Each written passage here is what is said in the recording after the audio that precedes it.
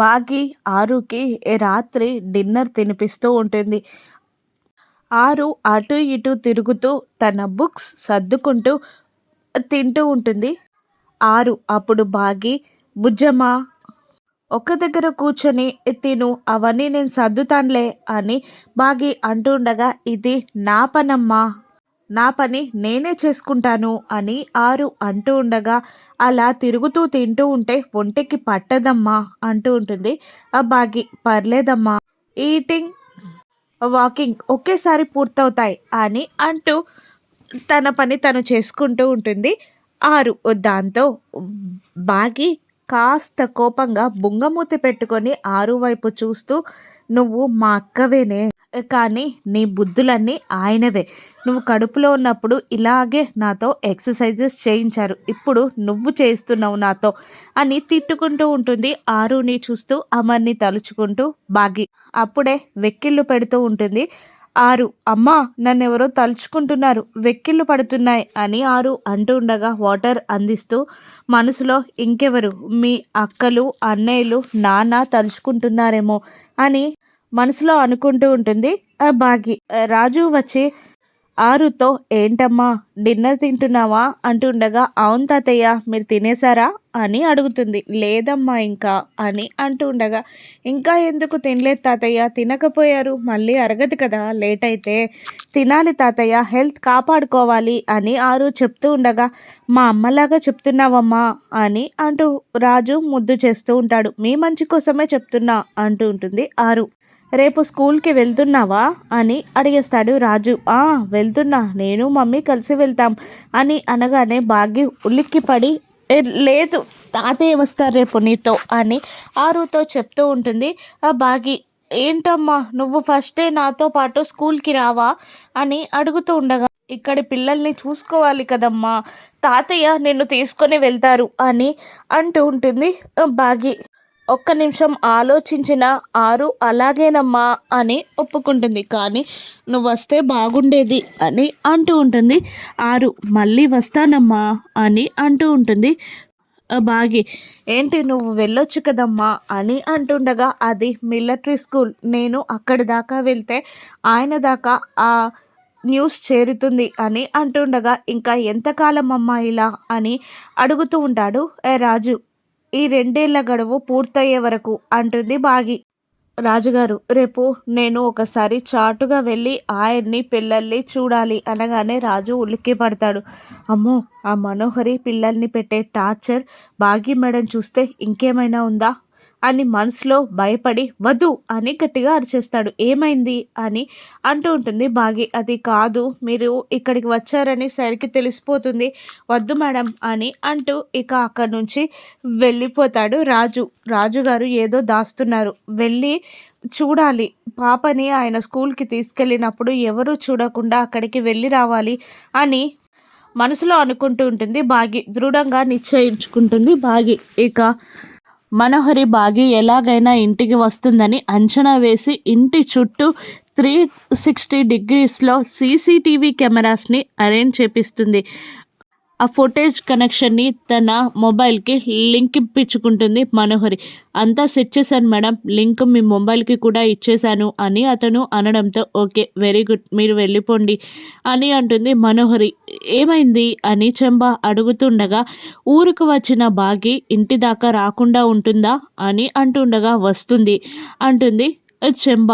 చాటుగానైనా వచ్చి చూసెళ్తుంది అని చెంబ అంటూ ఉండగా, చాటుగా వచ్చినా అది ఎలా ఉందో నేను చూడాలి, ఆ తర్వాత దాన్ని పని పట్టాలి అంటూ ఉంటుంది మనోహరి. ఇంకా 2 ఏళ్ళు ఉన్నాయి కదా అని అంటూ ఉండగా, నేను పెట్టిన భయం 100 ఏళ్ల వరకు కూడా ఉంటుంది అని అంటూ ఉంటుంది మనోహరి. ఈ 7 ఏళ్ల తర్వాత నేను వెళ్ళి దాన్ని చంపాలి అనుకున్నాను, కానీ ఇంకా 2 ఏళ్ళు ఉండగానే అది తిరిగి వచ్చింది అంటూ ఉంటుంది మనోహరి. చాటుగా వచ్చినా నీటుగా వచ్చినా అది ఎలా ఉందో చూసి దాన్ని పని పడతా అని అంటూ ఉంటుంది మనోహరి. నువ్వు మర్చిపోయినట్టున్నావు, నీ చావు ఆ అరుంధతి బాగితోనే ఉంది అని అంటుండగా, అది ఎప్పుడో పైకి పోయింది అంటూ ఉంటుంది మనోహరి. నువ్వు అర్థం చేసుకోవట్లేదు, మళ్ళీ పాప రూపంలో బాగి దగ్గరికే చేరింది అని చెంబ అంటూ ఉండగా, ఆ చిన్న పిల్ల నన్నేం చేస్తుంది అని అనగానే, వచ్చినప్పుడే నీకు కరెంట్ షాక్ ఇచ్చింది, ఆ తర్వాత కాలితో తన్నింది, ఆ తర్వాత నీకు గన్ గురిపెట్టింది, చిన్న పిల్లగా ఉన్నప్పుడే అంతా చేసిన అరుంధతి ఇప్పుడు నిన్నేం చేస్తుంది, మాట నడక అన్నీ వచ్చుంటాయి, ఇప్పుడు కాపాడేది కూడా బాగిని అరుంధతియే అని అంటూ ఉంటుంది చెంబ. నేను దానికి పవర్ పెరిగిందని నాకు తెలుసు, నాకు కూడా తెలివి పెరిగింది, నా దృష్టి నుండి ఎవరు తప్పించుకోలేరు, వాళ్ళని పని పడతా, వాళ్ళని చంపేస్తా అని మనోహరి అంటుండగా ఎవరి చేతిలో ఎవరు అంతమవుతారో నేను చూస్తా అని మనసులో అనుకుంటూ ఉంటుంది చెంబ. ఇక స్కూల్కి వెళ్ళడానికి అంజు రెడీ అయ్యి యూనిఫామ్ వేసుకొని వచ్చి ఆరు ఫోటోకి దండం పెడుతూ, అమ్మ నాకేదైనా ఆపద వస్తే తీర్చమని దేవునికి దండం పెట్టమన్నావు కదా, నా దేవుడు నువ్వే నాకు ఈ ప్రాబ్లమ్ని సాల్వ్ చేయమ్మా అని అంటూ ఉండగా పైనుండి అమ్ము, ఆనంద్, ఆకాష్, రాథోడ్ ముగ్గురు అంజు దగ్గరికి వస్తారు. ఇక అమ్ము ఏంటి మళ్ళీ అమ్మకి ఎందుకు దండం పెడుతున్నావు అని అంటూ ఉండగా, రాథోడ్ అలా చేయడం మంచిదే కదా అని అడుగుతుండగా, రోజు చేస్తే మంచిదే రాథోడ్, కానీ ఒకరోజు స్పెషల్గా దండం పెట్టింది అంటే ఏదో ప్రాబ్లం ఉన్నట్టే అని అంటూ ఉంటారు మిగతా ముగ్గురు పిల్లలు. ఏం చేశావు అని అడుగుతూ ఉంటారు పిల్లలు. సైలెంట్గా ఉంటుంది అంజు. మళ్ళీ ఏదో అల్లరి చేసినట్టుంది, ప్రిన్సిపల్ పేరెంట్స్ని తీసుకురమ్మని చెప్పవచ్చు, అందుకే ఈ కాక పట్టడం అంటుంది అమ్ము. మేమున్నప్పుడైతే మేము మేనేజ్ చేసేవాళ్ళం అని అంటూ ఉండగా, మీరేమో వేరే క్యాంపస్కి ట్రాన్స్ఫర్ అయిపోయారు, నన్ను మాత్రం అదే క్యాంపస్లో ఉంచేశారు అని అంటుండగా, ఏంటి అంజు పాప నీకు ఫ్రెండ్స్ లేరా అని అడుగుతూ ఉంటాడు రాథోడ్. దీని ఫ్రెండ్సా, దీని గోలకి ఎప్పుడో వదిలేసి ఉంటారు అని అంటూ ఉంటుంది అమ్ము.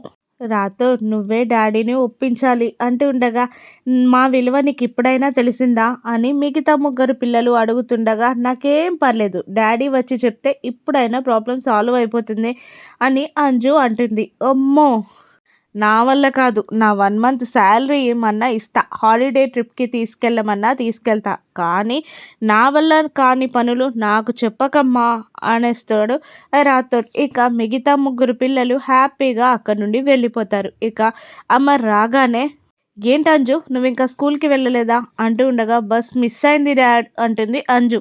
ఇంత లేట్ ఎందుకు అయ్యావు అని అంటూ ఉండగా, సారీ డాడ్ నన్ను డ్రాప్ చేయరా అని అడగానే, అలాగే పద అని అంటూ అంజుని తీసుకొని స్కూల్కు బయలుదేరుతాడు అమర్. మరోవైపు ఆలోచిస్తూ బాధగా కూర్చున్న బాగి దగ్గరికి వచ్చి ఆరు కాళ్ళకి దండం పెట్టుకుంటుంది. అమ్మ నేను స్కూల్కి వెళ్తున్నాను, నాకు ఆశీర్వదించు అని అంటూ ఉండగా, వద్దమ్మా బుజ్జమ్మ నువ్వు నా కాళ్ళకి దండం పెట్టకూడదు అంటుంది బాగి. నేను నీ కూతుర్నే కదమ్మా అని ఆరు అంటూ ఉండగా, నువ్వు నా అక్కవి తల్లి అని మనసులో అనుకుంటుంటుంది బాగి. నువ్వు వస్తే బాగుండమ్మా అంటూ ఉండగా, మళ్ళీ వస్తానులే అమ్మా, తాతయ్యతో వెళ్ళు అనగానే రాజు వచ్చి అమ్మ కాళ్ళకి దండం పెట్టుకొని ఆశీర్వాదం తీసుకున్నావా అని రాజు అడగ్గా, అవును పెట్టుకున్నాను, దేవుని దగ్గర కూడా దండం పెట్టుకున్నాను, కానీ ఒకటి మిస్ అయింది అని ఆరు అనగానే, ఏంటి అంటుంది బాగి. తల్లి తండ్రి గురువు దైవం అంటారు కదా, నేను నీకు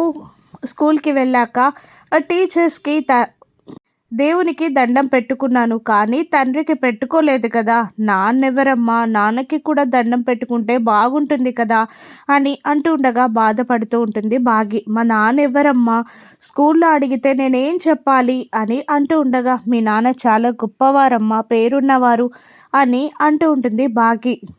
నేను ఎప్పుడు అడిగినా అలాగే చెప్తావు అని కాస్త నిలదీసినట్టు ఆరు మాట్లాడగానే, మీ నాన్న చాలా గొప్పవారమ్మా, దేశం గర్వించదగ్గ వాళ్ళు, అమ్మ చెప్పాల్సిన టైంలో చెప్తుంది అని రాజు ఒప్పించేసరికి, అది తెలుసు, నానుంటే బాగుండేది అనిపిస్తుంది, అమ్మ బాగానే చూసుకుంటుంది కానీ నానుంటే ఇంకా అనిపిస్తుంది అని బాధగా చెప్తూ ఉంటుంది ఆరు. అర్థం చేసుకున్నందుకు థ్యాంక్ యూ అంటూ ఉంటుంది బాగి ఆరు నుదుటన ముద్దు పెట్టుకొని.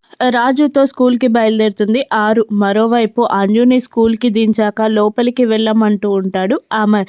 డాడీ వచ్చి ప్రిన్సిపల్కి హాయ్ చెప్పవా అంటుండగా, మళ్ళీ ఏం తప్పు చేశావు అని అడిగేస్తాడు అమర్.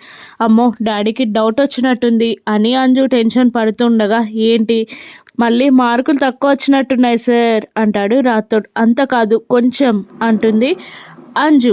అప్పుడే ఆటో దిగి లోపలికి వస్తూ ఉంటుంది ఆరు.